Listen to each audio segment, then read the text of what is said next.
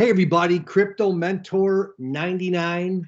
It is the evening of January the 3rd, and as promised, I have the Crypto King in Guatemala, Luis Hurtado. Luis, what's up, dude? Hey, what's up, John? Thanks for inviting. I'm so happy to be here to talk with you and to share with the people in the channel. So excited about this time. So, most of you that follow me on my YouTube channel, I'm going to put the first and last video that Luis and I did at a restaurant right near the airport in Guatemala City. I always go there for breakfast, and then I leave to catch a 1 o'clock flight to Houston, Texas, Guatemala City to Houston, Texas.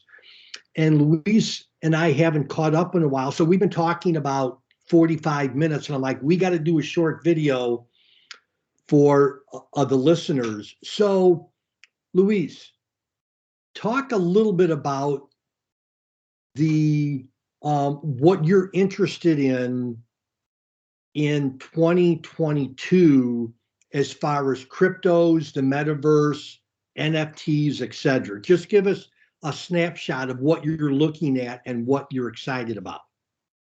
Awesome. Well, first of all, this space is evolving so fast. As we were talking, you need to learn something new every day. I'm sure that probably my interest right now is going to be different in 6 or 8 months, not because I'm changing my mind every 5 minutes, but because this thing is, getting bigger and bigger and bigger, and you need to be updated. You need a community because you cannot do it by yourself. And it's great that Crypto Mentor has his channel because we all can be together and be sharing, exchanging ideas. So, but answering your question, my main focus this year is going to be the metaverse and decentralized finance 2.0. Because we used to have the traditional decentralized finance where you go to a decentralized exchange, you provide liquidity, and then you suffer your permanent loss, because I'm sure everybody that has tried that has suffered that.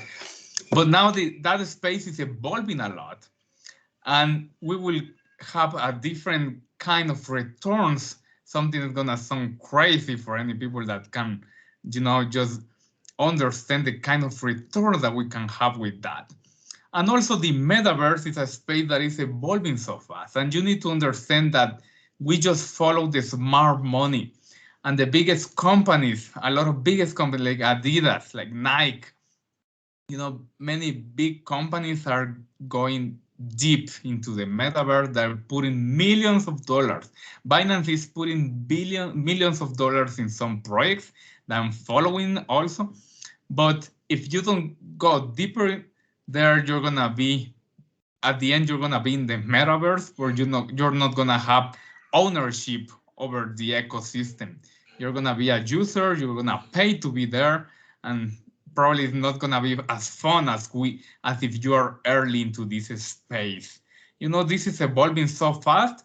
Also, one thing that I'm going to immerse myself and be on full day in mode for many months is in the real estate of NFTs in the metaverse.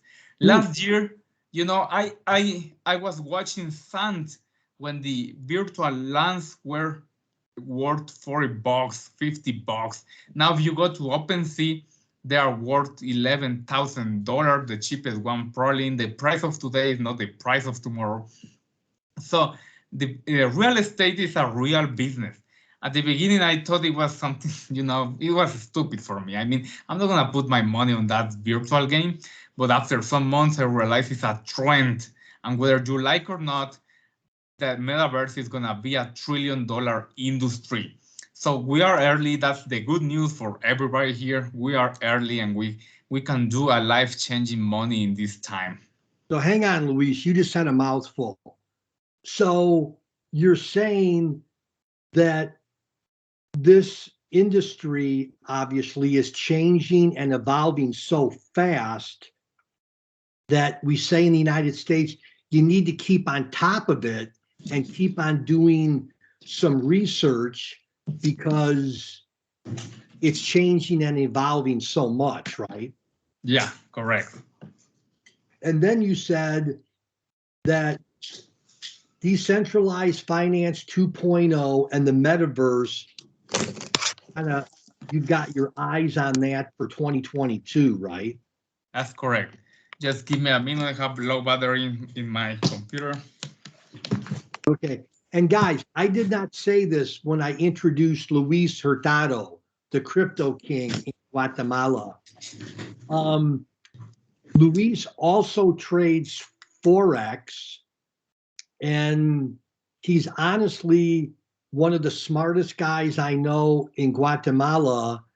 And now that I'm talking with him, I'm like, man, we got to do this every other month, just selfishly, because he teaches me so much. I'm like, hang on, I got to hit the record button because you don't want to spend the next 3 hours talking to Crypto Mentor 99. So, Luis, tell everybody, and you don't have to give out any names, but tell everybody the story that you told me about the NFT and those 2 motorcycles that you own. All right. So when I started diving into the metaverse, I was like, something that probably the most important thing in the metaverse is that you have true ownership.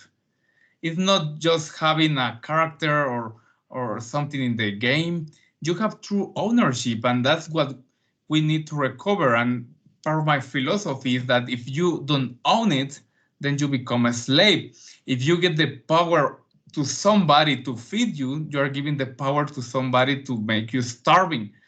Yeah. So when you have the ownership, you have the property, you have the power to decide by yourself. And that's being out of the system. The traditional system is, they're taking decisions for you. That's my personal opinion. That's what really made me a lot of interest in this metaverse. So when I started exploring some ecosystems, I found some gems for me that I think those games are gonna be big and they're gonna be worth millions of dollars in the near future. But basically, some NFTs are serving the purpose in the ecosystem to do the mining of one token. So if you thought one day that probably those NFTs are something stupid, they don't have a use case, probably 90% of them are, but there are 10% that can be used as collateral, so you can make more money, you can get more money, or you can use those NFTs from the ecosystem that can give you daily or weekly rewards. And also the people that are gonna use the metaverse, they're gonna need to pay money in order to use your NFTs. Whether you have, I have some motorcycles in some ecosystem that we can talk about one day. But if somebody wants to enter in the metaverse and use my motorcycle, they need to pay a rent. That's the same with the there are some horse races in the metaverse. There are some like Axie game, for example, is very, very popular right now. And you need to rent those NFTs in order to play and get the rewards. So you can be two type of person. You can be the owner that is gonna make money for having the true ownership for one NFT, or you will need to join the trend, but by playing for others in order to make some money. So yeah, the metaverse is something very complex and at the beginning doesn't make sense. But once you understand the ecosystem, the virtual reality, and once you see the smart money following that trend, then you say, oh, hey, I need to jump and ride this horse or I'm gonna be left behind. Wow. So let's do this. I want to make this under 10 minutes. We're going on 9 minutes. Why don't you well, I guess I'll introduce it. So again, full disclosure, one of my friends in the United States that I did a crypto consultation for said to me recently in the comments of my last video, does Luis do crypto consultations to like Spanish speaking people or to my family members in Guatemala? This one gentleman lived in the United States, but his family is in and from Guatemala. That's one of the reasons I wanted to Skype call Luis tonight. So Luis is interested in that. I'm going to put hit Luis's email in the description box of this video. So if you have any Spanish-speaking friends, again, this is not free. This is a professional, not financial advice consultation, but I'm going to leave the details between you, the listener. If you want to get a hold of Luis, I'm going to put his contact information below. And Luis, give us some parting thoughts about anything you want to talk about. I don't know Spanish, but I want you to do it in Spanish for those that are listening that may have known a little English, but you could speak Spanish now for a minute or two, and then we'll just close it out. Whatever you want to talk about. Okay, sounds good. Bueno, los ecosistemas, las criptomonedas pueden darnos un cambio de vida. Definitivamente cuando tú entiendes el poder que tiene esto y el poder que tiene especialmente para devolver a las personas la independencia, la capacidad de decidir por ellos mismos, la capacidad de no estar sujetos a un sistema donde lastimosamente el que más pierde es el usuario común. Cuando entiendes eso, te das cuenta que esa es una oportunidad de vida.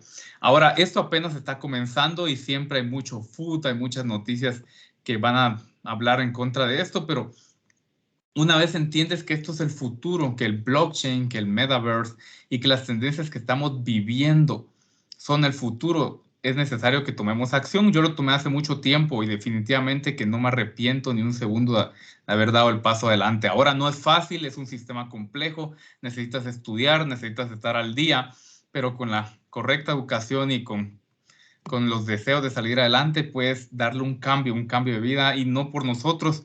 Siempre he creído que los cambios más profundos en nosotros son por razones más allá de nuestro egoísmo, por razones más grandes, por darles un mejor futuro a nuestra familia, por hacer un cambio en la sociedad y por hacer algo diferente fuera de nuestra rutina.